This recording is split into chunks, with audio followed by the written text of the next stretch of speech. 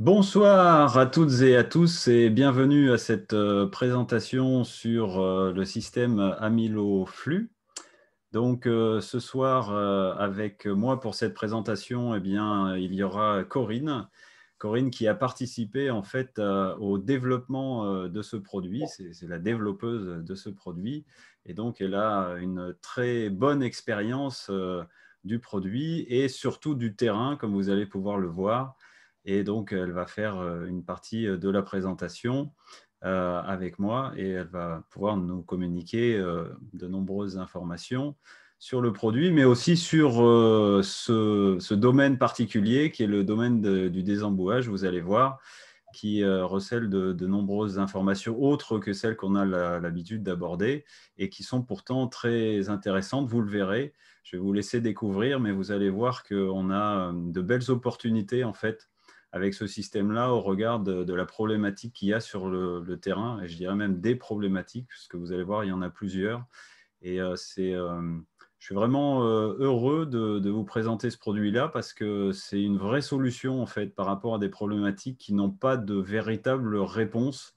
Et la solution qu'on apporte, non seulement elle est valide, mais en plus de ça, elle est vraiment intéressante à la fois pour les utilisateurs et aussi pour l'environnement. Et ça fait toujours plaisir de contribuer, comme vous le savez, c'est notre fer de lance, de contribuer à un monde meilleur pour tous et à une meilleure qualité d'eau. Et ce produit y contribue largement aussi. Alors,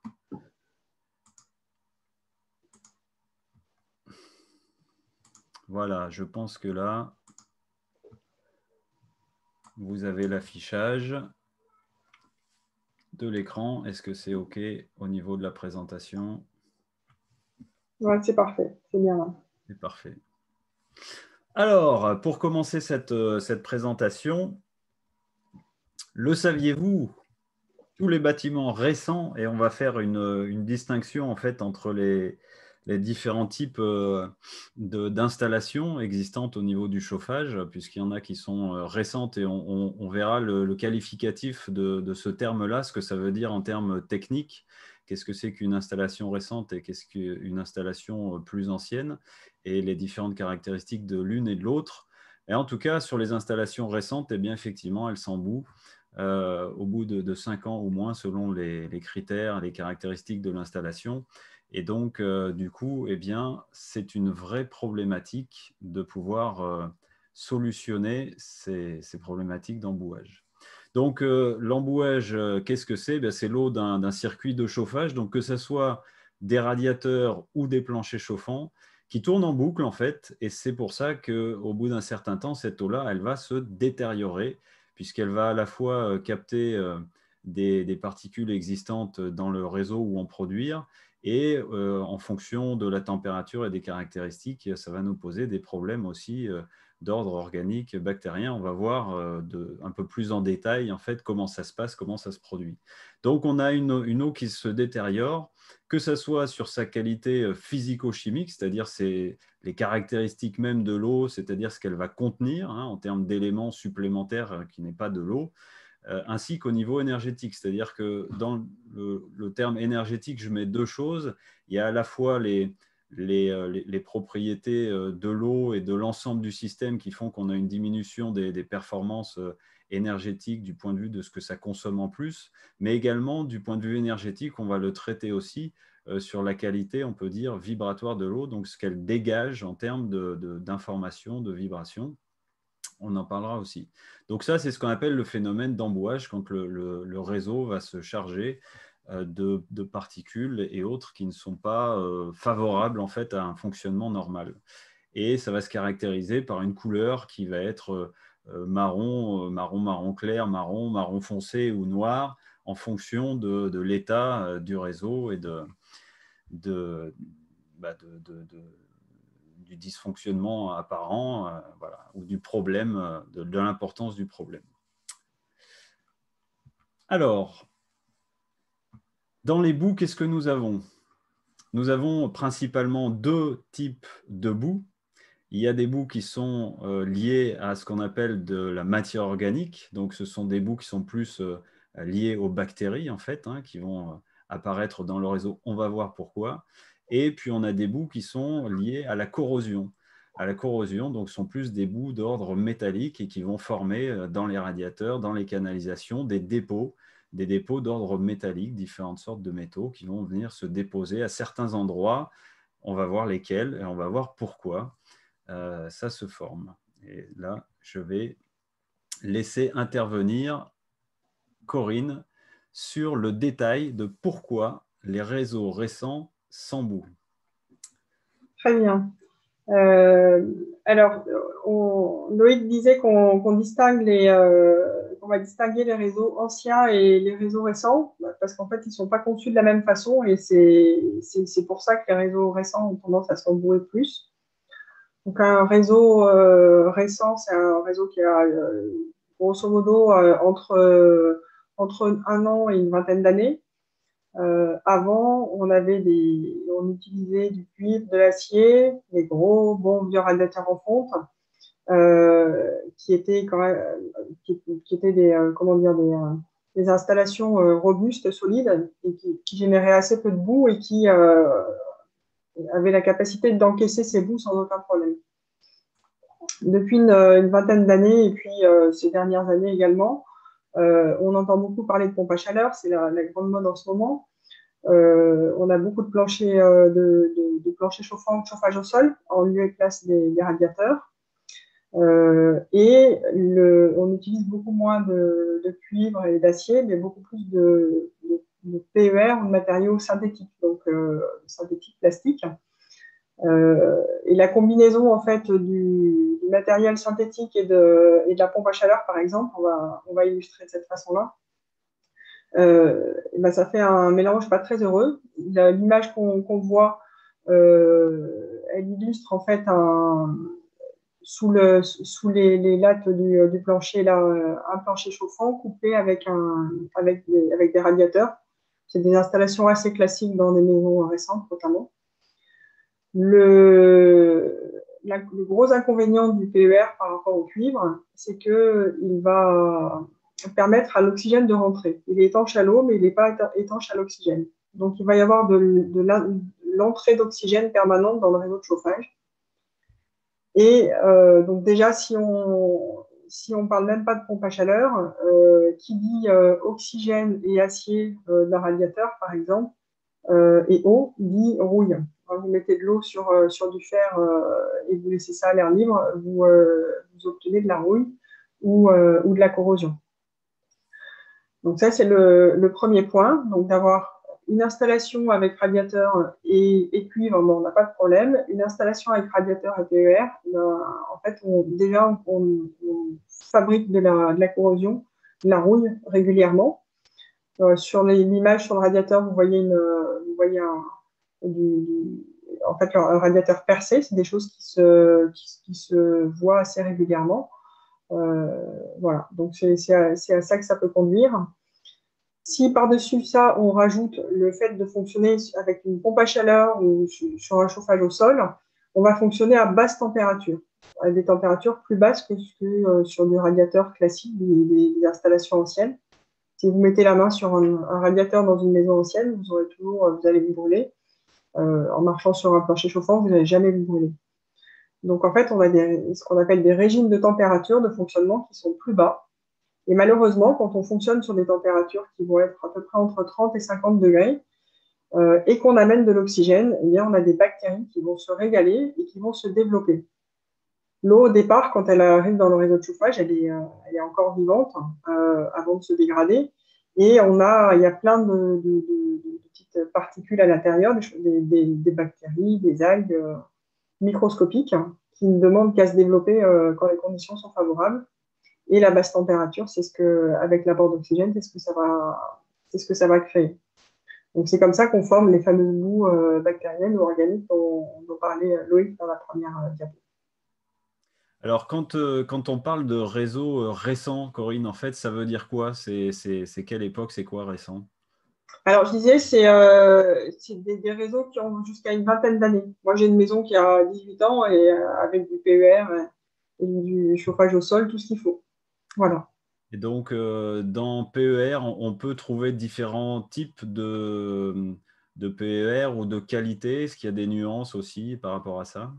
Oui, effectivement. Donc, ce qu'on trouve le plus fréquemment, parce que c'est le plus facile à installer et le moins cher, malheureusement, c'est le nerf de la guerre souvent, c'est du simple PER. Donc, effectivement, c'est ce qui est le plus courant et c'est ce qui est le moins qualitatif et qui génère le plus ce genre de phénomène.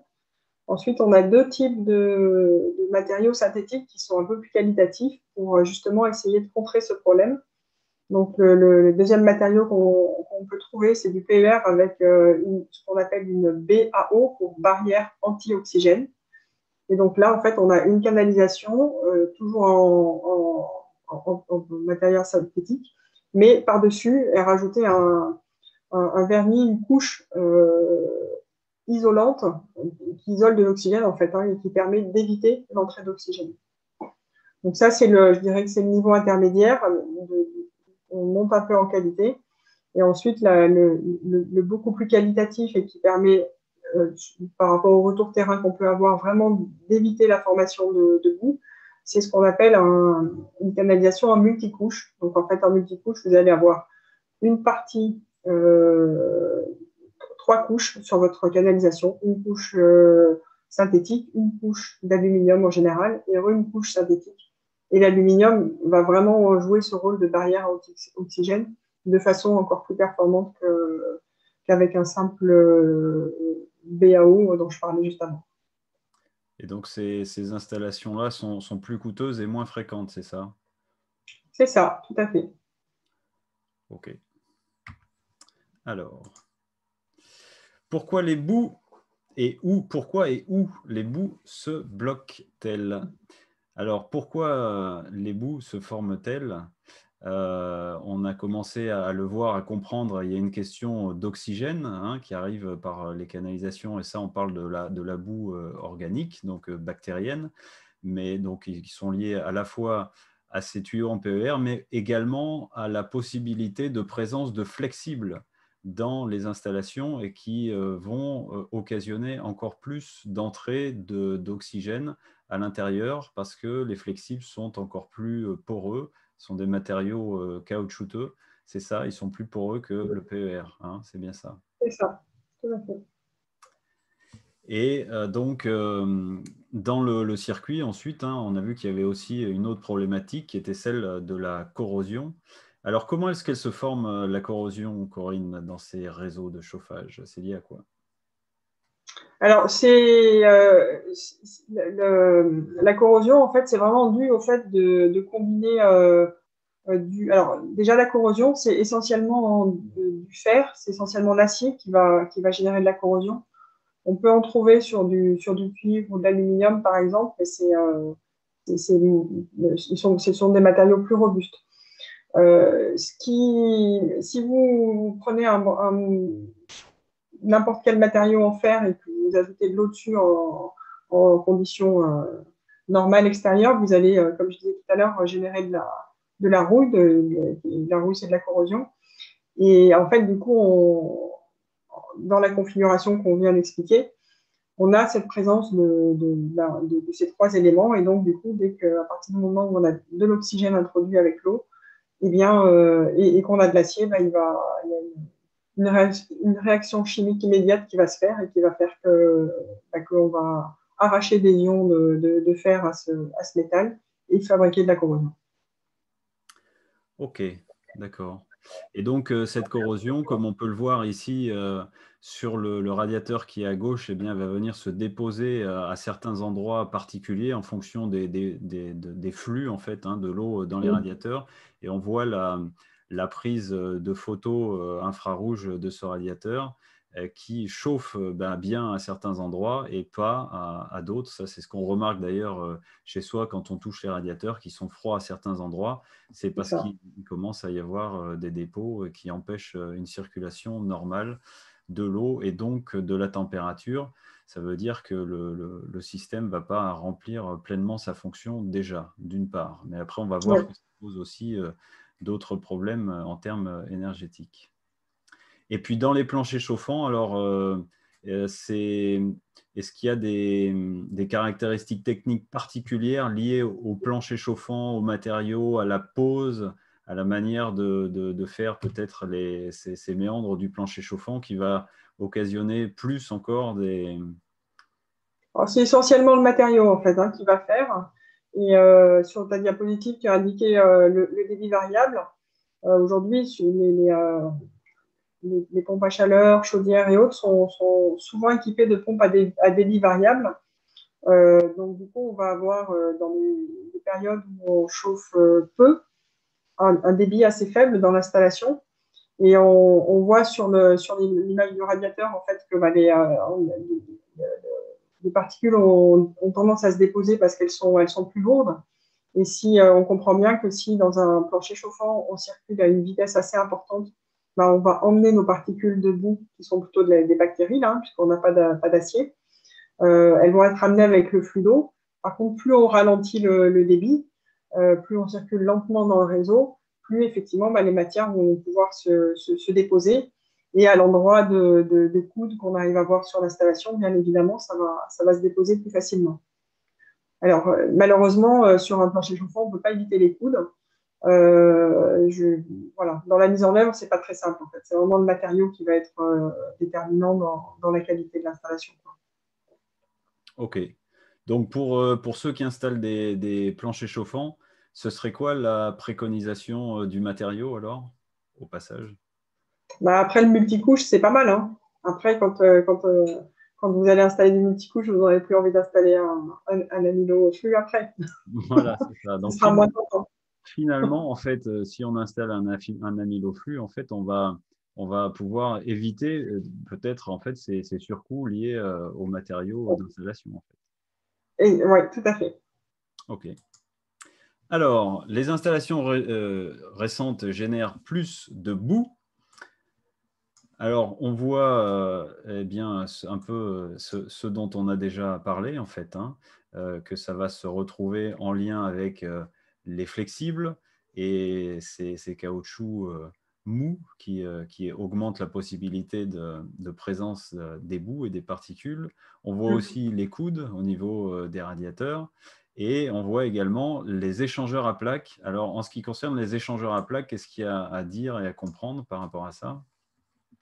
Alors, en fait, je dirais que les coudes et les échangeurs à plaques, ça illustre bien. C'est encore une autre problématique qu'on n'avait pas avant. Un échangeur à plaques, je ne vais pas rentrer peut-être dans le détail. C'est ce qui permet en fait comment dire, d'un côté, vous voyez qu'il y a plein d'alvéoles. Il y a une partie des alvéoles, c'est l'eau de chauffage qui va passer dedans, et l'autre partie des alvéoles, c'est l'eau chaude qu'on va vouloir consommer. Mais en fait, c'est un principe d'échange de chaleur. Et on voit que ces alvéoles, elles sont toutes petites. Donc, les chaudières, avant, elles étaient conçues différemment, par des serpentins, des choses comme ça, qui sont où on a des passages d'eau beaucoup plus gros. Donc, le gros problème de l'échangeur et puis du radiateur qu'on voit là, qui est coudé avec des diamètres assez petits, c'est qu'en fait, aujourd'hui, on génère plus de boue et on a des installations avec des passages beaucoup plus étroits. Donc, on comprend bien que plus de boue avec moins de place, ben, ça fait pas bon ménage. Et donc, on a des organes qui ont tendance à se boucher et il faut les remplacer. Donc, du coup, c'est de l'inconfort parce que quand ils sont bouchés, on n'a plus de chauffage. Et c'est des coûts puisque c'est des coûts d'entretien, de maintenance. Ok. Alors d'ailleurs, l'organisme de l'ADEME, hein, donc l'Agence de l'environnement et de la maîtrise de l'énergie, estime que les boues engendrent 40% de perte de rendement. Alors ça, c'est certainement dans les cas, enfin jusqu'à 40%. Hein, donc Voilà, c'est ça. Donc, ce n'est pas toujours 40%. voilà, c'est dans les cas les plus élevés où effectivement, bah, c'est fortement bouché, voire endommagé, etc. Mais ce qui est observé sur le terrain, ce qui est constaté, c'est quand même que fréquemment, en fait, il y a quand même ces surconsommations d'énergie de l'ordre de 10 à 15%, c'est ça. Oui. Ce qui est quand même conséquent, finalement. Ben, c'est conséquent. Alors, surtout que si, comme je disais, là, on est dans l'ère de la pompe à chaleur, hein. Vous installez une pompe à chaleur qui va vous coûter quand même quelques milliers d'euros avec une promesse d'économie d'énergie. Donc, à l'instant T, au moment où vous allez l'installer, effectivement, vous allez l'avoir, cette économie d'énergie. Mais au fur et à mesure des mois, des années, bah, l'embouage va s'installer. Et puisque ce sont des équipements qui fonctionnent à basse température, donc le risque de présence de boue est très important sur de la pompe à chaleur. Et au fil des années, bah, vous allez voir votre consommation remonter et la promesse initiale qui est plus tout à fait au rendez-vous, quoi. Donc, alors que finalement, au regard du coût d'une pompe à chaleur, ça ne coûte absolument rien d'installer un petit appareil supplémentaire qui va justement permettre de conserver ces gains énergétiques dans la durée. Tout à fait. Alors, les dépenses récurrentes dues au bout dans les installations récentes. Donc, on a le désembouage qui est à faire, enfin qui est à faire, qui peut se produire en fait en fonction des problématiques tous les 1 à 5 ans. Et on l'a vu que sur des installations récentes type pompe à chaleur, bah, forcément, dans tous les cas, au bout de 5 ans, on va y avoir droit. Oui. Ce qui est quand même quelque chose d'important et de conséquent en fait sur la vie d'un système de chauffage qu'on peut estimer à 20, 25 années. Finalement, c'est important en termes d'action et en termes de coût aussi. Un désembouage, ça coûte quoi, Corinne, et selon les installations? Alors après, ouais, ça dépend évidemment de la taille du logement. Mais je dirais que si on se donne une fourchette de 500 à 1000 euros, c'est une bonne fourchette. 500 euros, il faut vraiment que le logement soit petit, qu'il n'y ait pas beaucoup de pièces. Parce qu'un désembouage, c'est une action qui est quand même assez lourde de vidanger tout le réseau, d'appliquer des produits qui vont rester dans l'installation quelques temps et surtout après de bien les rincer, remettre l'installation en eau, purger l'ensemble des points, etc. Donc c'est une opération relativement lourde et voilà, je dirais que 500 à 1000 euros, c'est une fourchette raisonnable. Voilà, ça peut aller beaucoup plus haut en fonction de l'état du réseau déjà, s'il peut y avoir des endroits bouchés, parce que souvent, évidemment, on attend le dernier moment, on a du mal à croire qu'il se passe tant de choses dans son réseau de chauffage, c'est pas là qu'on a envie de mettre notre argent. Donc si c'est bouché, ça peut être plus compliqué, évidemment, plus coûteux. Et donc, ma question m'a échappé. Oui, ici, le désembouage, en plus, c'est pas forcément une action idéale. Alors, on va voir pourquoi après, parce qu'effectivement, les bouts reviennent, mais parce que aussi, ça fait rentrer à nouveau de l'oxygène dans le réseau aussi. Oui. Alors, on a notre rapport permanent d'oxygène avec le fameux PER. Maintenant, quand on introduit, quand on remplit un réseau de chauffage avec de l'eau neuve, de l'eau de son réseau, hein, dans l'eau, avec la molécule H2O, on a pas mal d'autres choses, comme on a vu, des petites bactéries et tout ça, des minéraux. Mais on a également de l'oxygène dissous. Et c'est cet oxygène qui est la problématique. Et donc, à chaque fois qu'on va rajouter de l'eau ou qu'on va vidanger un réseau et pour le re-remplir complètement à l'eau, on va relancer ce phénomène d'embouage puisqu'on introduit de l'oxygène. Donc on génère de la corrosion ou des bactéries en fonction de ce qu'on a comme matériau. Voilà. Et donc, c'est cette présence d'oxygène qui va aussi générer les trous qu'on peut avoir au niveau des radiateurs, sèche-serviettes. Voilà, ça, c'est des choses qu'on peut observer. Les échangeurs à plaques, comme on l'a vu, qu'il va falloir remplacer quand ils se bouchent. Et puis, la surconsommation d'énergie. Alors, en fait, elle est liée à quoi précisément, la surconsommation de l'énergie? Une eau embouée, en fait, elle transporte moins bien la chaleur ou le froid, en fonction de ce qu'on veut faire, qu'une eau limpide. Voilà. Voilà. Donc, plus elle est chargée et moins bien elle va transmettre la chaleur. Ce qui semble tout à fait logique. Mm. Alors, quand les boues sont installées, elles reviennent. Et oui, effectivement, le rinçage seul est insuffisant et on l'a compris parce que en fait, ces bactéries qui sont présentes et puis les métaux des canalisations, des raccords, etc., des radiateurs qui sont là aussi, eh bien finalement, quand on fait un désembouage, on ne règle pas le problème puisque le réseau est le même. Et si on n'a pas, je dirais, changé son réseau, par exemple, si on a du PER pour mettre du multicouche, ou si on n'a pas retiré les flexibles, ou enfin si on n'a pas fait une action importante de transformation du réseau, si dès le départ il n'est pas viable, en fait on va se retrouver confronté aux mêmes effets, les mêmes causes amènent les mêmes effets. C'est ce qu'il est important de comprendre. Donc le désembouage en fait ne répond pas au fond à la problématique. Oui, il règle le problème à l'instant T, mais il ne le règle pas définitivement. Alors, analyser l'eau peut permettre de comprendre le problème, c'est-à-dire qu'est-ce qu'on va trouver ou comprendre quand on fait une analyse de l'eau de son réseau. Alors, quand on fait une analyse de l'eau de son réseau, on va déjà voir si on a… Bon, quand on analyse l'eau, c'est qu'a priori, on a un problème. On va récupérer de l'eau du réseau et elle va être, a priori, elle ne sera pas limpide s'il y a des soucis. Et donc, ça va permettre de comprendre ce qu'on a comme problématique. Si on a plus de problèmes, plutôt des problèmes de corrosion, plutôt des problèmes de bactéries. Ça permet d'identifier également un des problèmes qu'on peut rencontrer sur un circuit de chauffage, c'est il peut avoir été traité, donc chimiquement, on l'abordera un petit peu plus loin. Et la difficulté avec le traitement chimique, c'est que vous avez une installation qui est faite à un moment donné, l'installateur qui va traiter en toute bonne foi avec ses connaissances et ses habitudes son réseau de chauffage.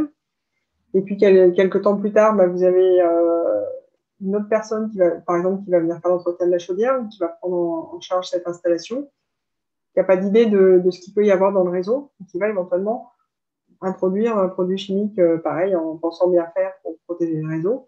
Et on arrive à soit des surdosages, soit des mélanges pas forcément très heureux. Et donc, tout ça, ça peut conduire à générer des bouts là où il n'y en avait pas forcément, par exemple, ou à générer des problèmes. Les produits, c'est pareil, à un moment donné, il faut les remplacer régulièrement. Donc, quand ce n'est pas fait, ils peuvent perdre leur efficacité et éventuellement amener des dégradations. L'analyse d'eau va permettre d'identifier si on est en présence d'un traitement chimique ou pas, qui peut potentiellement expliquer des dérives et des soucis. Donc, l'analyse d'eau, c'est un service qu'on propose. Et quand est-ce qu'il est nécessaire, en fait? C'est vraiment si on a une problématique avérée ou si on a envie d'en savoir plus, de comprendre ou de se rassurer, on peut faire une analyse avant-après. Mais est-ce que c'est nécessaire, en fait, à chaque fois ou… Alors, je dirais qu'il y a des cas de figure, comme on voit, si vous avez une maison qui a 5-6 ans et puis que vous vous trouvez avec déjà dans un premier temps de l'inconfort, un chauffage au sol par exemple qui fonctionne plus très bien, il y a des pièces qui sont froides, on sent quand on marche qu'il y a des moments c'est chaud, des moments c'est froid, ça marche plus très bien. Là on est clairement en face d'un problème d'embouage. Si on le prend en compte rapidement, on peut partir du principe que en installant un amyloflux, le problème va pouvoir se résorber par lui-même. Toute la difficulté, en fait, c'est d'évaluer, puisqu'on n'est pas à l'intérieur du réseau, l'état de dégradation du réseau. Faire une analyse d'eau, ça va pas donner cette information non plus. Donc, c'est important quand même de jauger un peu, est-ce que voilà, j'ai des pièces qui chauffent plus du tout? Est-ce que j'ai un radiateur qui chauffe plus du tout et il est chaud juste sur le dessus et tout le reste est complètement froid? Donc, il y a une petite analyse, une petite observation quand même un peu précise de ce qui se passe dans l'installation qui est intéressante à faire. Et donc, du coup, quand on est sensible au problème et qu'on le prend rapidement, on peut se contenter d'installer un appareil L'analyse d'eau, bah, effectivement, si on a envie de voir ce qui se passe avant et après, bah, elle est intéressante. Donc ça, c'est un peu un support à la vente ou comment dire, voilà, un appui qui peut être intéressant. Le deuxième sujet, la deuxième possibilité, c'est une situation un peu inextricable où ça fait un moment qu'on a des problèmes, il y a plusieurs actions qui ont été faites. On a rincé, il y a eu des produits chimiques, je ne sais pas, enfin bref, différentes choses. Et le, excusez-moi, je suis un peu perturbée, j'entends du bruit derrière. Ça me dérange un peu. Je me recentre. Oui, donc tu disais sur une installation où il y a des problématiques plus conséquentes dont on ne connaît pas forcément le... Voilà, et on n'arrive pas à s'en sortir. Là, à un moment donné, c'est quand même intéressant déjà d'avoir le contexte et de procéder à une analyse. Ça va peut-être permettre effectivement de se rendre compte qu'on a une présence de produits chimiques. Dans ce cas-là, c'est quand même vraiment intéressant de se dire qu'on repart à zéro, qu'on rince le réseau. L'analyse va amener en fait un constat et un conseil pour la marche à suivre pour déjà essayer de résorber le problème, revenir à une situation initiale et installer un appareil par la suite. Voilà, et on l'a compris, cette analyse d'eau, elle s'accompagne en fait aussi de la prise en compte du contexte, c'est-à-dire regarder l'installation, s'il y a des points de blocage, des flexibles, des endroits coudés vraiment resserrés, des choses comme ça.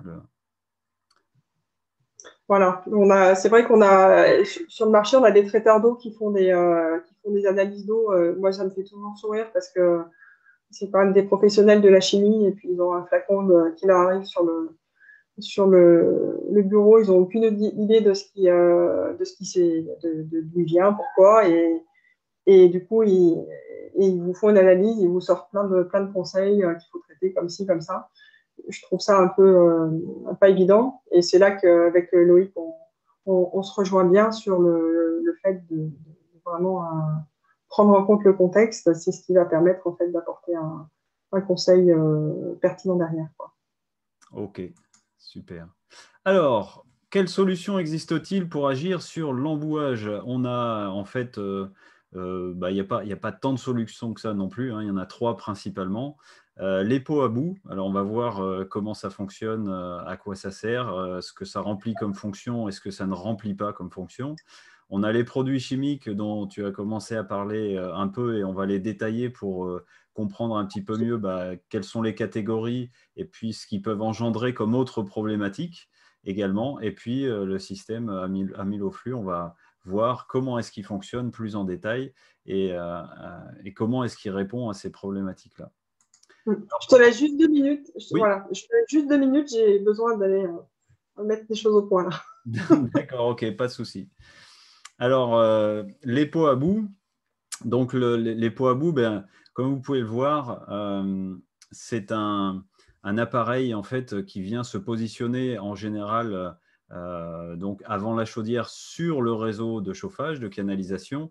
Et en fait, ce pot à bout est un appareil qui permet deux choses. Il va permettre de capter les boues ferreuses donc avec des aimants, comme vous pouvez le voir en fait sur le bas de l'image de cet appareil-là. On a des petits aimants qui vont capter ces métaux ferriques, d'une part, et puis on a en général un système, alors comme on peut le voir au centre, hein, qui ressemble un peu à un tourniquet, et qui est là pour favoriser en fait le fait d'envoyer les autres particules non ferreuses vers le bas de ce pot à bout qu'on est censé ensuite nettoyer par une évacuation de la petite manette qu'on a sur le bas. Et donc, ces petites particules en suspension, eh bien, au-delà donc des éléments ferreux, sont des éléments type bah, organique, hein, et notamment bactériens. Et c'est là où on va s'apercevoir que le pot à bout ne répond pas forcément à la problématique et principalement justement des bactéries, hein, de cette problématique organique, parce que ce petit tourniquet-là ne va pas être en fait efficient par rapport à sa capacité à faire ressortir les bactéries de l'extérieur du réseau par ce pot à bout, parce que ce sont les bactéries, elles sont beaucoup plus fines que ça, hein, ne sont pas véritablement en fait des particules, et donc on ne peut pas les évacuer correctement avec le pot à bout. Voilà, donc très peu opérant. Sur les bouts organiques, le pot à bout, ça va bien pour les métaux ferreux, mais ça ne correspond pas pour les bouts organiques. Donc c'est pour ça que c'est inutile de les installer quand on a juste un plancher chauffant, parce que ça ne va pas répondre en fait à la problématique. Et puis également, il faut aussi remarquer que si on a une installation avec des flexibles par exemple, également, qui génère donc, qui peut générer potentiellement une quantité importante de ces bouts organiques et de ces bactéries, et bien encore une fois, le pot à bout ne va pas répondre à cette problématique-là. Donc, encore une fois aussi, toujours observer comment est faite l'installation pour pouvoir positionner les outils correspondants.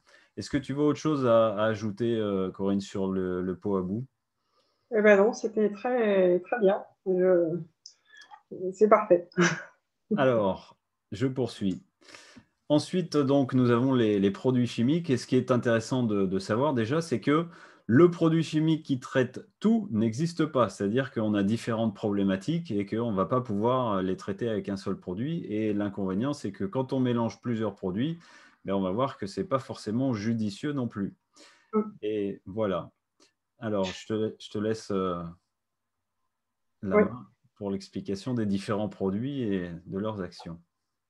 Alors, le produit vraiment le plus courant et qui est utilisé dans beaucoup de circuits de chauffage, c'est un inhibiteur de corrosion, donc c'est un anti-corrosion. C'est une formulation qui va permettre effectivement d'éviter la formation de corrosion malgré l'oxygène. Donc, je ne connais pas assez la chimie pour vous dire plus comment ça fonctionne, mais bon, c'est quelque chose d'efficace. Mais c'est efficace sur la corrosion. Et en fait, c'est quelque chose qui était efficient pour des circuits de chauffage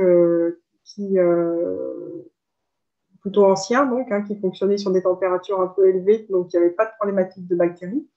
Et donc, dans la mesure où on avait seulement des phénomènes de corrosion, du coup, c'était effectivement efficace. Sauf qu'aujourd'hui, les habitudes restent, mais les problématiques changent. Donc, installer, moi, ça m'arrive d'entendre des retours d'expérience des gens me disent oui, mais les produits chimiques, je ne comprends pas, ils ne marchent plus. Non, ce n'est pas qu'ils ne marchent plus, c'est qu'à un moment, quand on met un anticorrosion pour traiter des bactéries, évidemment, ça n'enlève pas les bactéries. Voilà, ça c'est certain. Donc, on rencontre cette difficulté-là. Après, on a mis sur la diapositive les biocides, donc ce qui permettrait vraiment d'éliminer les bactéries, ce sont des biocides. Alors, la difficulté avec un biocide, c'est que c'est quelque chose qui est assez délicat à utiliser. Si c'est mal dosé, si c'est surdosé, ça va être très agressif. Ça va avoir une action baisser le pH, et là, pour le coup, ça va générer de la corrosion, donc c'est pas simple. C'est dangereux aussi à manipuler. Et surtout, c'est un produit actif. Donc, en fait, quand il va tuer les bactéries, il va se dégrader pour justement faire son boulot. Et donc, du coup, c'est quelque chose qui doit être renouvelé au moins tous les ans. Donc, c'est quelque chose qui est très, très peu de gens les utilisent et les manipulent parce que c'est extrêmement compliqué pour un résultat pas forcément complètement certain et qui peut engendrer d'autres soucis. Après, on voulait faire aussi un petit point sur le glycol parce que et je voudrais dire clairement que le glycol, c'est un antigel et en aucun cas, c'est un antibout. C'est quelque chose qui est utilisé quand on a des unités extérieures parce qu'en fait, ça rend l'eau plus visqueuse et en fait, ça permet qu'elle ne gèle pas à température négative. Notamment sur les pompes à chaleur, hein, c'est ça. Voilà, c'est ça, tout à fait. Quand on a une unité extérieure avec avec de l'eau, hein, quand on est sur une pompe à chaleur eau, on appelle, bien ça peut effectivement, sur la partie qui va à l'extérieur, ça peut être pertinent. À l'intérieur, jamais. Parce que c'est pas un anti-goût et parce que c'est un produit qui se dégrade dans le temps et qui peut dériver. Et quand il dérive, en fait, ça devient de l'acide glycolique et c'est extrêmement acide. Donc, c'est un pH qui va être extrêmement bas. Et quand on a un pH bas, on a une eau acide et on génère encore une fois de la corrosion. C'est un produit, une fois qu'il est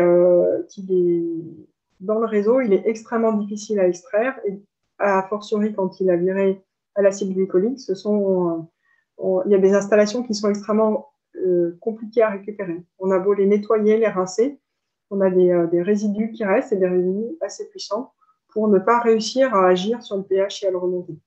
Donc voilà, c'est vraiment un produit qui doit être utilisé, comme tout produit, qui doit être utilisé pour sa fonction et surtout pas pour autre chose. Alors, on voit que l'utilisation des produits chimiques, c'est délicat dans les dosages, c'est délicat dans les manipulations. Et puis, on peut se poser la question de ce que ça donne une fois que c'est dans le réseau. Alors, on voit que ça peut créer d'autres problématiques parce qu'on déséquilibre finalement les propriétés de l'eau qui est dans le réseau, qui n'est plus véritablement de l'eau. Ça peut même être amené à reformer des boues à nouveau, voire à poser d'autres problématiques. Donc, c'est vraiment délicat.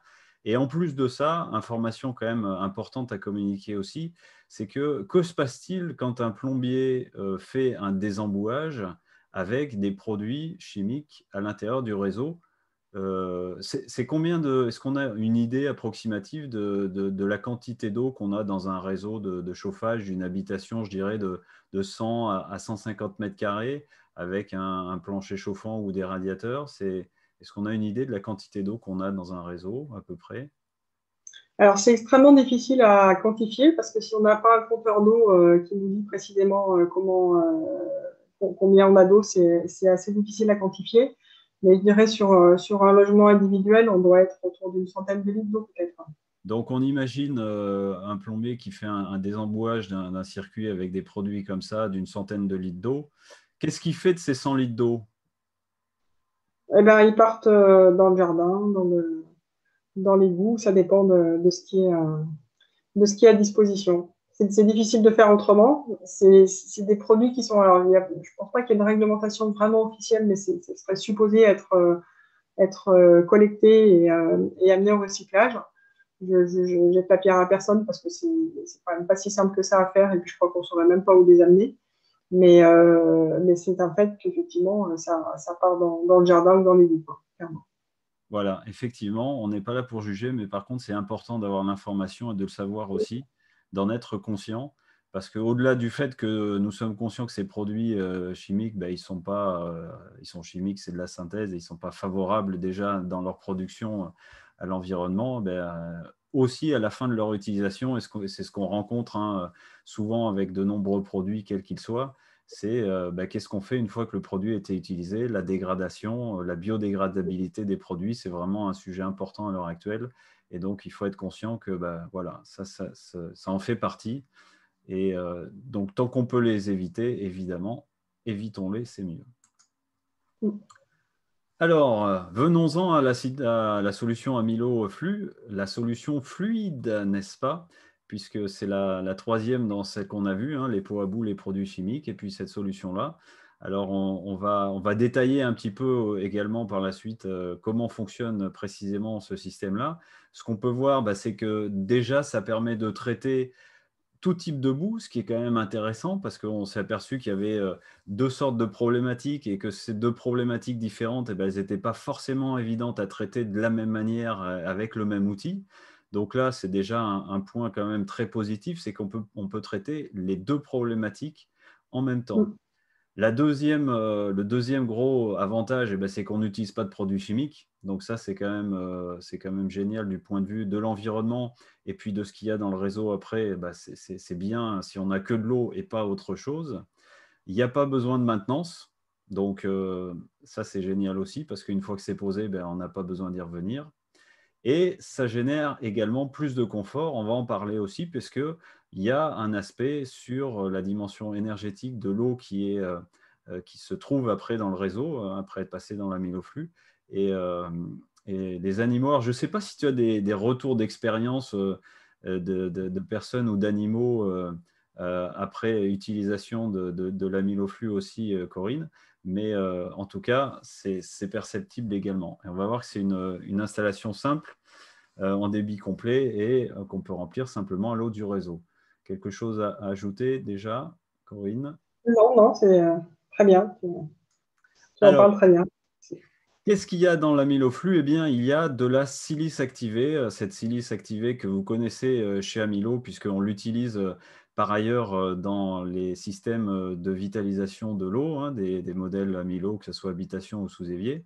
Et cette silice activée, ben, qui est le fruit de nombreuses années de recherche, en fait, n'est pas que de la silice toute simple, hein. C'est une silice en fait sur laquelle il y a un travail spécifique qui est effectué et qui permet en fait de modifier les caractéristiques fondamentales du matériau pour faire que ce matériau ait un champ d'action qu'on peut appeler un rayonnement également, qui soit beaucoup plus important. Et en fait, ce rayonnement, eh bien, il va avoir une action directe sur l'eau, c'est-à-dire qu'il va modifier les propriétés de l'eau.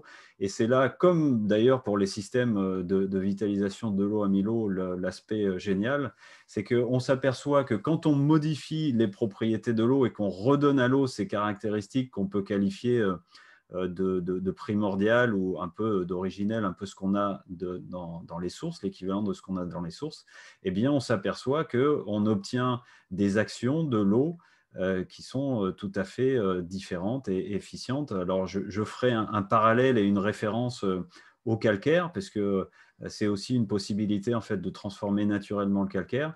Mais là, en fait, ça se passe, je dirais, un petit peu de la même manière dans le réseau de chauffage, c'est-à-dire que en modifiant les caractéristiques de l'eau, eh bien, on va éviter que les problématiques qu'on a vues précédemment apparaissent. Et on va voir, on va expliquer un petit peu plus en profondeur comment ça se produit, comment ça se passe. Donc voilà déjà d'où ça vient. Et voilà comment ça fonctionne. Donc, au départ, on a cette eau qui contient un ensemble de bactéries, hein, d'ions différents, dont principalement des ions ferreux, on a vu, qui génèrent ces problématiques de corrosion et de rouille.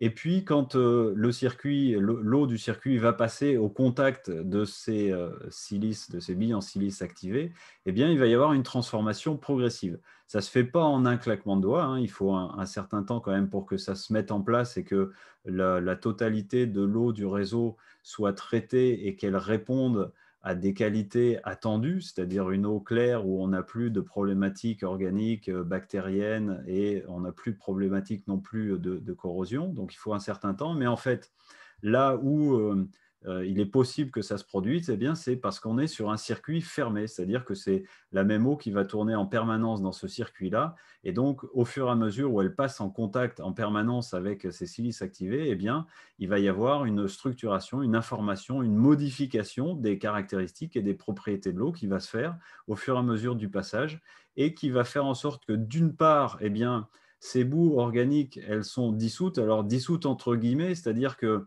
il ne faut pas oublier une chose, c'est que la bactérie, c'est du vivant. Ce sont des tout petits organismes, hein, vraiment des organismes qui sont microscopiques, qui sont très petits. Et d'ailleurs, quand on commence à s'interroger, à se questionner un peu sur cette thématique-là de la présence de bactéries dans l'eau, de ce qu'elles sont exactement, de comment elles apparaissent et de comment elles disparaissent au niveau de l'eau, on l'a constaté, c'était des sujets déjà abordés dans certaines conférences, notamment avec la dynamisation de l'eau. Eh bien, ces êtres vivants, on pourrait dire presque, hein, en tout cas c'est du vivant, eh bien, vont changer de forme et vont changer d'état. Donc dissoudre, ce n'est pas exactement le terme tout à fait adapté, il faut le comprendre, mais il y a une modification des propriétés, des caractéristiques, hein, de la cohérence de l'eau qui va faire que ce vivant, ces bactéries qui sont présentes dedans, eh bien, elles vont changer d'état, elles vont changer de forme, et tout simplement, en fait, elles vont on pourrait dire disparaître, entre guillemets. C'est presque ça.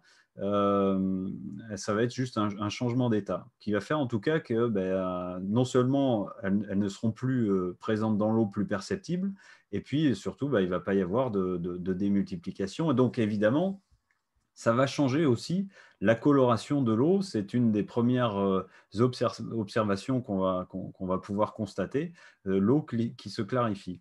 Et puis, en ce qui concerne les éléments métalliques, hein, ces microparticules, eh bien, elles vont se repolariser, c'est-à-dire qu'en quelque sorte, elles vont reprendre une polarité correspondante à leur polarité normale, et elles vont venir se refixer, se restabiliser, se resolidariser sur les éléments métalliques correspondants qui sont à l'intérieur du réseau.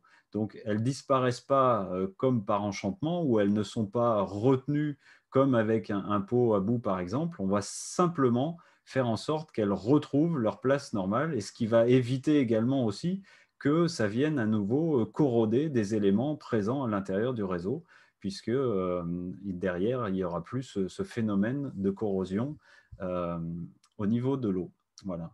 Est-ce que tu vois autre chose à ajouter par rapport à ça?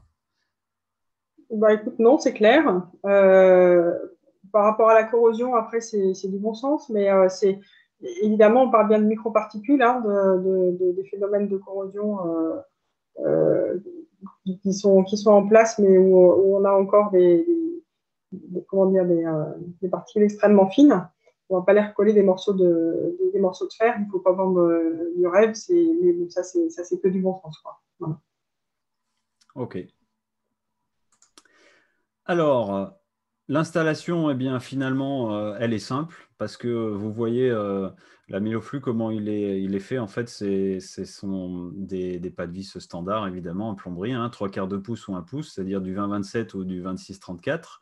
Donc, ça, ce sont les tailles hein, de raccordement. C'est ce qu'on trouve de manière standard sur un réseau de chauffage ou sur un réseau d'eau et en plomberie. Et donc, on va simplement installer en fait le système Amiloflux sur la sortie, enfin sur l'arrivée d'eau froide hein, à la chaudière. Donc, en sortie du circuit de chauffage, que ce soit radiateur ou plancher chauffant, sur le retour, hein, la boucle de retour d'eau froide ou d'eau tiède, hein, en fait, puisqu'elle a quand même été chauffée, elle n'est pas complètement froide quand elle arrive à la chaudière.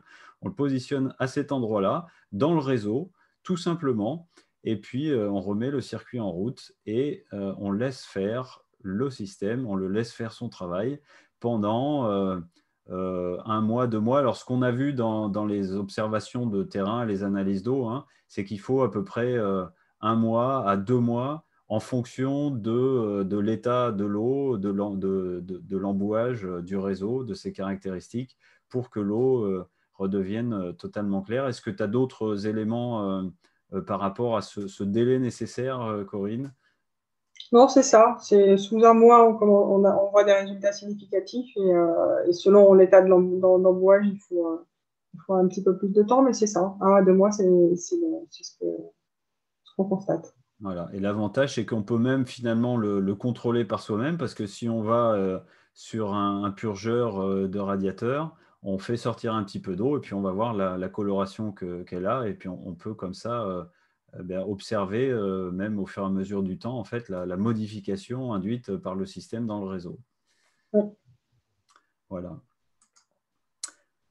Alors, mes bien chères auditrices et auditeurs, eh bien voilà, avec Amiloflux, vous adoptez une solution durable, vous l'avez compris, parce qu'en fait, une fois qu'il est installé, qu'il est en place, ben, il n'y a plus rien à faire, il n'y a pas de maintenance, il n'y a plus besoin de le bouger, de le toucher. Est-ce que c'est à vie, Corinne? Euh, Nous, ce qu'on sait, c'est le retour d'expérience qu'on a, il est sur une vingtaine d'années. Donc voilà, C'est ça. sur un an, ça tient. Voilà. Et on sait également que par rapport à la fabrication de ces billes en silice et de ce travail particulier qui est fait sur l'intégration je dirais, d'une modification en tout cas de la structure de la silice, le recul, le retour d'expérience sur la tenue dans le temps de cette structure qui est induite à la silice, également, elle est d'un peu plus d'une vingtaine d'années, entre 20 et 30 ans. Ça n'a pas bougé depuis en fait que les premiers outils, je pourrais dire, de ce type-là, qui étaient en céramique, ont été fabriqués. Donc, c'est durable, c'est clair. C'est économique, bah oui, parce que du coup, d'une part, ça peut éviter de faire un, voire de multiples désembouages. voir d'autres problématiques et puis au regard de ce qu'on a vu et compris que ça posait comme souci, l'embouage des réseaux, bah, c'est sûr que c'est économique parce que quand on n'a pas non plus d'éléments à remplacer, d'échangeurs, d'entretien, etc., bah, voilà, c'est juste extraordinaire. Et évidemment, c'est une solution qui est saine. Saine parce que d'une part, elle permet d'avoir ensuite dans son réseau une eau de bonne qualité qui a un niveau même énergétique intéressant. Bon, donc, c'est bien pour le réseau parce que déjà, bah, elle conduit mieux la chaleur. C'est une eau qu'on peut faire chauffer plus rapidement. Donc, au niveau de ses propriétés énergétiques même, déjà, c'est favorable. Mais également pour les habitants de l'habitation, surtout quand on a un plancher chauffant sur toute la surface du sol et qu'on marche dessus en permanence, ben, il y a une différence quand même importante entre avoir une eau qui a des bonnes, qui est claire, hein, qui a des bonnes propriétés de structure et de cohérence, ou une eau qui est saturée de différents produits et éléments et bactéries qui ne sont pas intéressantes parce que c'est un rayonnement aussi et donc ce n'est pas intéressant pour les habitants d'une habitation. Donc c'est sain pour les habitants, mais c'est également sain pour l'environnement parce que ben, on n'a pas de produits voilà, nocifs et ce sont des systèmes durables. Voilà, donc je vous remercie pour votre présence à cette présentation. Je vais arrêter le partage d'écran et puis on va pouvoir répondre aux questions, si questions il y a, questions que je vous invite à poser. Alors, je ne sais pas s'il y a eu déjà des questions dans le chat. Peut-être que Thomas, tu peux nous en relayer quelques-unes s'il y en a eu. Et sinon, éventuellement, on va autoriser l'ouverture des micros afin que vous puissiez poser des questions si vous en avez. Il n'y a pas eu de questions encore et les micros sont ouverts pour ceux qui veulent participer. Allô, oui, bonjour. Bonjour Rémi. Oui, bonjour Rémi Dupont. Donc moi, je suis un futur, on va dire, partenaire Amilo, donc sur différents projets. J'ai une activité, tout ce qui touche, je suis frigoriste, hein, mon métier principal. Donc j'agis beaucoup sur la pompe à chaleur et sur les planchers chauffants. Donc je ne reviendrai pas sur tout ce qui a été dit, même s'il y a des choses que je ne suis pas tout à fait d'accord sur ce qui a été dit, mais ce n'est pas le but de la manœuvre. Moi, j'ai simplement au niveau des tailles de l'amyloflux qui m'embête un petit peu. J'ai noté qu'on avait deux modèles, le 3/4 et le 1 pouce. Ces modèles-là, c'est là. En fait, ce qui m'embête un peu, c'est que vous avez fait la même bêtise que tous les distributeurs de pièces de jonction. C'est qu'en fait, vous ne l'avez pas fait en 1 pouce, 1/4. Et pour moi, en ce qui concerne la pompe à chaleur, on a des débits tellement importants qu'en 1 pouce, on arrive à avoir des coupures HP parce que du coup, on a des problèmes de débit. Et la question, c'est tout simplement, est-ce que vous avez prévu de le faire en 1 pouce 1/4 sur ce produit-là? Oui, tout à fait. Hein. Corinne, je pense que tu peux abonder aussi dans ce sens-là. Oui, alors d'expérience sur les pompes à chaleur, on part sur du N25 et ça se passe bien. C'est un sujet qu'on est en train de regarder pour autant. Oui, parce que là, vous raisonnez sur du pavillonnaire. Il n'y a pas de souci. Sur du 1 pouce, on passe sur un plancher chauffant de 100 mètres carrés sans problème. Mais dès que vous raisonnez sur des plus grosses puissances, on ne passe pas du tout. Alors, c'est vrai que là, la présentation de ce soir, elle était plutôt à vocation pour les particuliers et effectivement le pavillon. Mais on a prévu aussi des options pour les installations plus conséquentes et aussi dans le domaine que ce soit des bâtiments ou de l'industrie. Mais dans ces cas-là, tu pourras faire la demande, Rémi, si tu veux, à ton parrain ou ta marraine qui nous fera remonter l'information. Et si tu as je dirais des études spécifiques à faire ou des caractéristiques particulières de réseaux spécifiques, on les étudiera en particulier et puis on pourra y apporter réponse à ce moment-là. Ok. Richard. Bonsoir tout le monde. Oui, ce que je voulais simplement, avant de mettre un amyloflux, est-ce que la personne qui fait des embouements d'habitude doit faire un nettoyage complet ou simplement la met directement et ça va faire son travail, comme on l'a dit, entre 1 mois et 2 mois? Alors là, du coup, c'est l'installateur qui va pouvoir en juger. par rapport à ce qu'on a pu dire, il faut faire un peu un état d'où en est l'installation. On peut partir du principe de désembouer ou à minima de rincer systématiquement. Bon, comme je disais, rincer, c'est pas forcément, rajouter de l'eau neuve, c'est pas forcément la panacée. Ouais. Pour autant, quand on sait qu'on va installer, si c'est dans l'objectif d'installer un amyloflux, on va stabiliser les choses derrière. Donc, on peut soit prendre l'option de se dire qu'on fait à minima un rinçage systématique, soit que l'installateur juge, si on sait que c'est un embouage de 2 ans, a priori, on n'a pas de gros dépôts, de grosses problématiques. Donc, on peut se contenter de mettre l'amylo au flux. Mais voilà, ça nécessite quand même un petit peu d'expertise de la part de l'installateur, un petit peu de réflexion.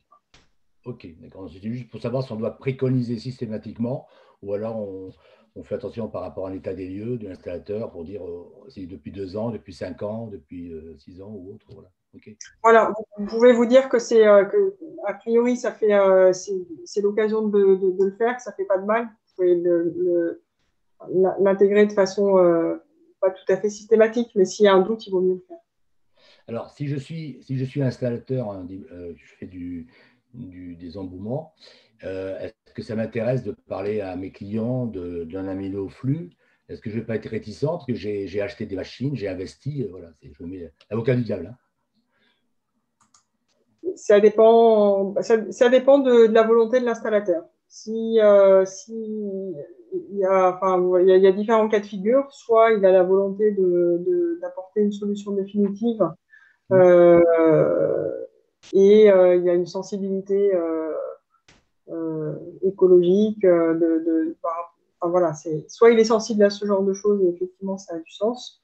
Il y a des installateurs qui effectivement préfèrent travailler avec la chimie, pourquoi pas, qui préfèrent travailler sans chimie, mais avec effectivement une machine et des embouées régulièrement.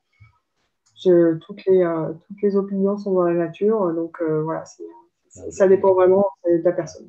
Ça va être ma dernière intervention. C'est tout à fait pertinent, effectivement, de se dire que c'est selon comment on regarde les choses, on en est plus job, clairement.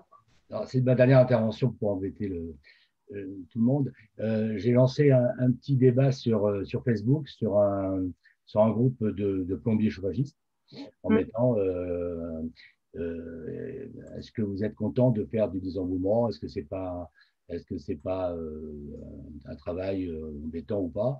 Et tous ils m'ont dit bien au contraire, on gagne de l'argent là-dessus. Enfin bon, j'ai eu un retour au moins 45 personnes, pas de souci, c'est intéressant. Donc je ne les vois pas trop prendre conscience, comme on dit, d'enlever les produits chimiques et de continuer comme ils font. Quoi. Parce que ça leur ramène un produit on ne connaît pas encore le prix, mais c'est ce qui m'ennuie, c'est pour savoir qui on va chercher pour faire ça. Parce que si jamais ils ne vont pas le faire, bon, on ira directement avertir les clients et à partir de là, bon, ils se retourneront vers l'artisan qui leur fait le désembouement d'habitude.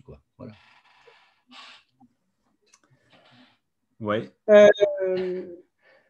C'est toute la difficulté, en fait, c'est d'identifier effectivement les personnes dans les plombiers comme dans la vie. Il y a des gens qui ont absolument envie de mettre un adoucisseur d'eau. Si on parle de calcaire, ça parle peut-être un petit peu plus. Ou qui ont envie de traiter les choses comme ils en ont l'habitude, parce que, pour X raisons. Et il y a ceux qui sont innovants, ceux qui ont envie de faire différemment pour plein de raisons aussi. Donc, c'est vrai que c'est la difficulté. Après, en allant chercher le particulier directement, c'est pareil. En fait. Vous allez avoir la même chose. C'est toute la difficulté et tout l'intérêt de la chose, je dirais. D'accord. Ok, merci. C'est ça, c'est exactement ce qu'on retrouve dans le domaine des adoucisseurs. C'est une évidence. On sait que beaucoup aussi des installateurs font de l'argent sur la maintenance, sur le contrat de maintenance et d'entretien chaque année, voilà, plus que ça demande en termes de consommation. Donc, c'est vraiment aussi une responsabilisation. C'est aussi la raison pour laquelle je suis heureux de présenter ce produit-là, parce que, encore une fois, ça donne vraiment de l'autonomie aux personnes et de la responsabilisation vis-à-vis d'eux-mêmes et de l'environnement. Et c'est tout à fait juste, en fait, de point de vue de notre positionnement. Donc, ceux à qui ça parle, y compris les plombiers, parce qu'il y a aussi des plombiers forcément à qui cette notion d'autonomie et de rendre les gens moins dépendants et finalement plus libres et plus respectueux de l'environnement, ben, il y en a à qui ça parle. Et c'est avec ceux-là qu'on a envie de travailler, nous. Voilà. On pourrait savoir, Ah. Attends, on réactive ton micro, Alain, si tu veux poser une... on pourrait savoir le prix de cette... Oui, alors le DN20, il est à 330 €. Je vais vous parler en hors taxe parce que après, en fonction de la pause, on a une TVA soit à 10%, soit à 20%, comme vous le savez. Donc, le 20, c'est 330 € hors taxe. Donc, ça, ce sont les prix publics. Et le 25, c'est 411 € hors taxe. En sachant que les préconisations, donc pour un réseau type radiateur, voilà, de chauffage type radiateur, on va préconiser plutôt le 3/4 de pouce, hein, le 20-27. Et dès qu'on est sur plancher chauffant, pompe à chaleur, on va préconiser le 25, donc le 1 pouce. Voilà. Bon, c'est toute la documentation et les tarifs, etc., hein, sont présents dans l'intranet. Là, je parle pour les partenaires Amilo. Vous avez tout, que ce soit les prix ou les documentations, à votre disposition déjà. Loïc, Oui, Gauthier.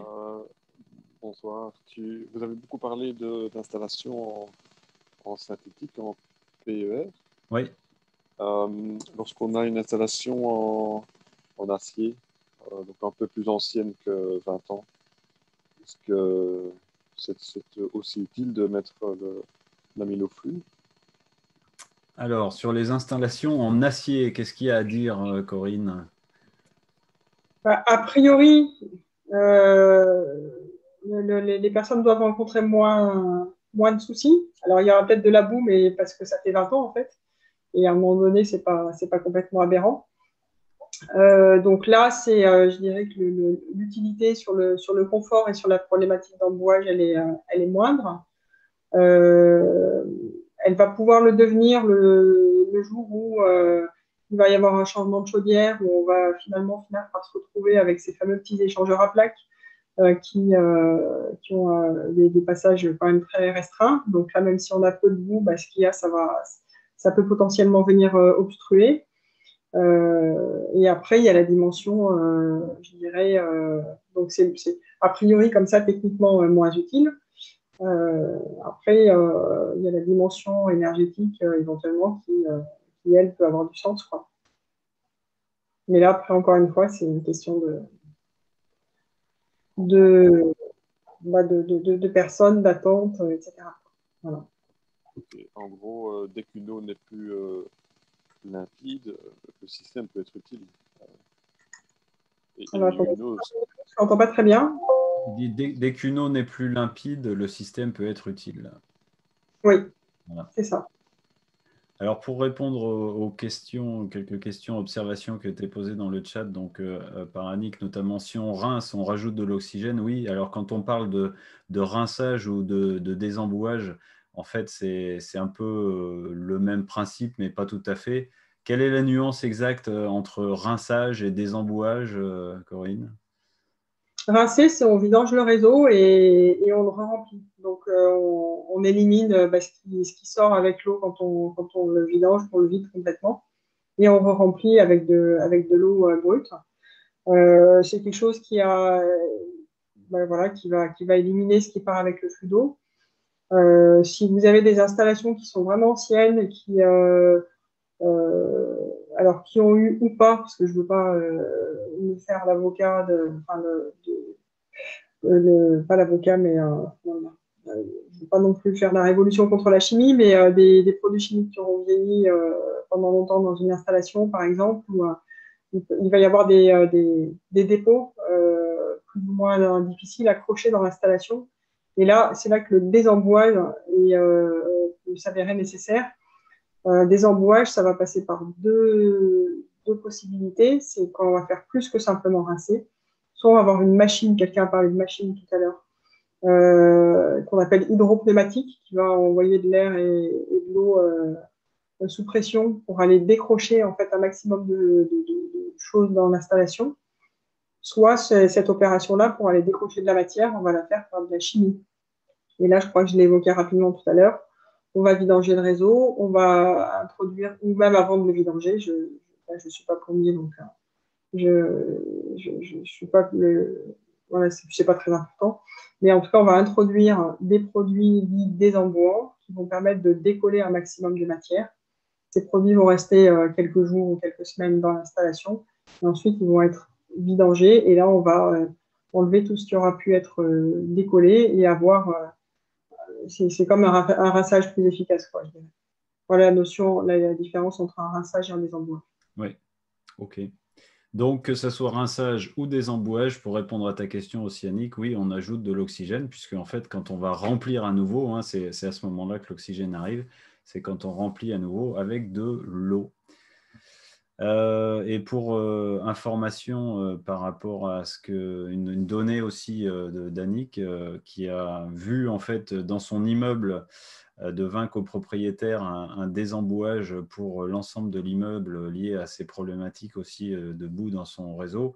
Et ça a coûté la modique somme de 10 000 €. Donc, en fonction aussi de la taille des réseaux et du nombre de personnes, forcément, les budgets peuvent augmenter.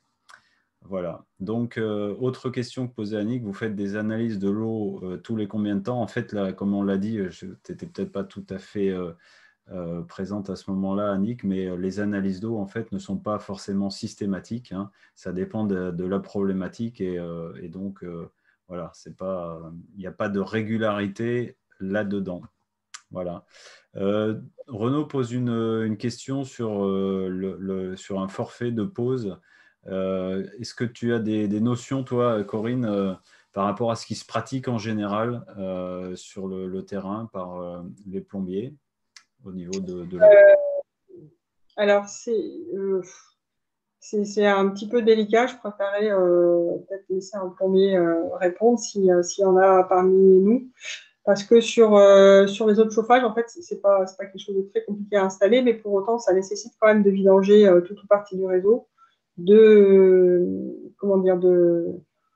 ensuite de repasser partout, de repurger, etc. Donc, c'est dans la mesure où on a un circuit fermé qu'on est obligé de vider au moins en partie, voilà, ça fait quand même un petit peu d'opération et je ne sais pas forcément chiffrer. Oui, ça dépend des réseaux et des si je peux me permettre, excuse-moi, oui. par rapport à ça, justement, pour répondre à la question, est-ce que ce système-là remplace le filtre Atami qui est obligatoire sur nos pompes à chaleur, par exemple, ou pas? Est-ce qu'il faut qu'on laisse notre filtre Atami et qu'on rajoute le système amyloflux flux? Parce que c'est vrai que sur tout installateur, on a un jeu de vannes en fait entre chaque filtre Atami qui nous permet en fait d'isoler le filtre Atami, de ne pas purger, de pas vider l'installation à chaque fois qu'on fait une maintenance. Parce que ça peut coûter vraiment une misère en fait au niveau de l'installation si les vannes ont été bien mises et qu'il nous reste un petit peu de place, on a anticipé la place. Donc, est-ce que ce système amyloflux nous remplace le filtre Atami ou s'il faut le mettre tout de suite après le filtre Atami? Voilà la question aussi. Okay. Alors, sur un réseau neuf, je vous dirais, il va remplacer le filtre Atami sans problème. Sur un réseau ancien, c'est pareil. Si on sait qu'on a des matières collées, il va avoir un effet de nettoyage. Et effectivement, un filtre Atami, c'est un coût modique.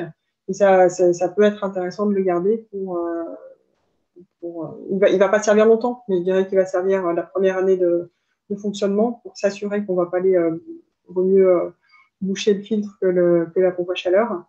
Donc s'il est en place, surtout, on n'y touche pas. Si on est sur du neuf, on peut se permettre de ne pas le mettre. Et ça ne coûte pas grand-chose de l'installer.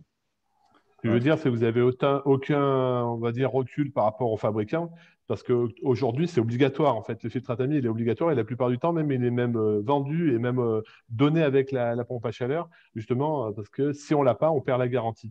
Donc, vous, actuellement, vous n'avez pas d'entente avec ce produit-là, l'amyloflux, avec les fabricants. Donc, quoi qu'il arrive, on sera obligé de le laisser, si je comprends bien. Alors, moi, je vous dis ce qui, dans les faits, est utile ou pas. Maintenant, il quand quelque chose est nécessaire pour une garantie, on le met. Voilà. S'il y a des fabricants de chaudières qui imposent de mettre de la chimie, moi, je ne m'opposerai pas à ça. C'est dommage parce qu'on peut faire autrement, mais c'est ce qui est nécessaire à la garantie, conservez-le, bien entendu. Pour précision, filtre à tamis, pot à bout, Corinne, la différence? C'est un petit peu la même chose. Hein. Vous pouvez peut-être compléter, monsieur, je n'ai pas noté votre nom, mais c'est… Rémi, une petite Rémi. précision éventuellement? Oui, en fait, simplement, on vous l'avait précisé tout à l'heure, en fait, le filtre à tamis, et la plupart du temps, sur les filtres à bout, on a un filtre à tamis, en fait, parce qu'on a les deux protections. On va aller avoir les protections, en fait, des particules un peu plus épaisses, en gros, c'est le filtre à tamis. Et dans le pot à bout, on a la protection donc, magnétique. Et en fait, c'est là où on vient enlever l'aimant. Et en fait, ça vient retomber, bien sûr, il va falloir couper la circulation. Et après, on vient purger, on vient faire une chasse qui va nous permettre d'évacuer ces particules. Ça, c'est le pot à bout. Après, le filtre à tamis, c'est beaucoup plus simple. En fait, on va venir piéger et automatiquement, quand on va avoir un problème de débit, la plupart du temps, la pompe à chaleur elle nous indique un débit faible. Et à ce compte-là, on arrive, on coupe les vannes et on enlève et on nettoie manuellement un robinet et on va nettoyer les particules. Donc ça, c'est vrai que c'est assez efficace parce que la plupart du temps, en tant qu'installateur, on fait de la pâte, de la filasse, ce genre de choses. Et malheureusement, il en reste toujours un petit peu. Donc on est bien content d'avoir le filtre à tamis pour protéger tout ça.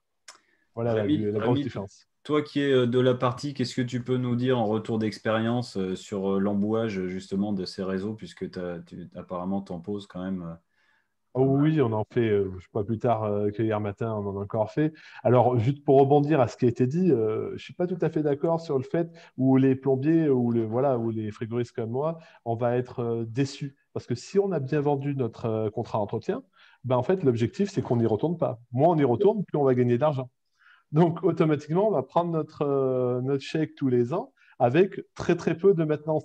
Pour moi, c'est jackpot, je veux dire. Même imaginons que je le facture pas au client, la mise au flux. Je le facture pas, simplement, je l'inclus dans mon entretien. C'est tout bénef.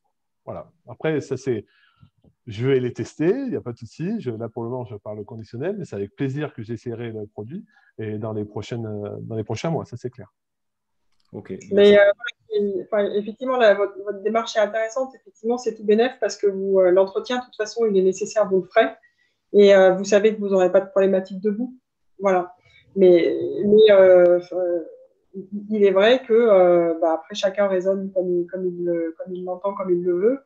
Vous avez des personnes qui vont se dire que elles se garantissent un désembouage tous les 5 ans et elles préfèrent le faire comme ça. Donc, mais je pense que personnellement, je pense que c'est sur une démarche pérenne, sur une notoriété, travailler sur le bouche à oreille et autres, ce que vous avez présenté, ça me semble tout à fait pertinent et ça va dans le sens de notre façon de voir les choses aussi.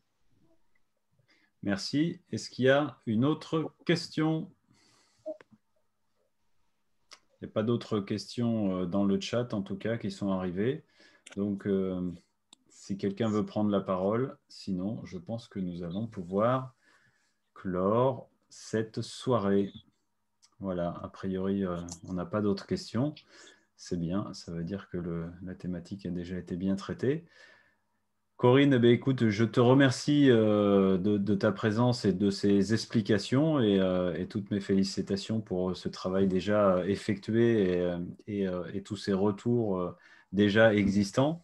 Et puis également, je vous remercie toutes et tous pour votre présence à cette présentation.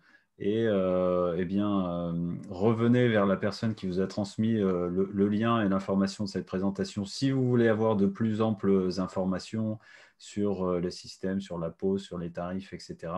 Et puis pour tous les partenaires Amilo, sachez, comme je le disais tout à l'heure, que tous les éléments concernant le système Amilo Flux sont dans votre intranet, que ce soit les tarifs et les produits sont déjà accessibles aussi. Ou les photos, les présentations techniques et présentations publiques. Et vous avez même cette présentation qu'on a eue ce soir que vous pouvez utiliser, transmettre si vous le souhaitez. Voilà, je vous souhaite une belle soirée à toutes et à tous et je vous dis à bientôt.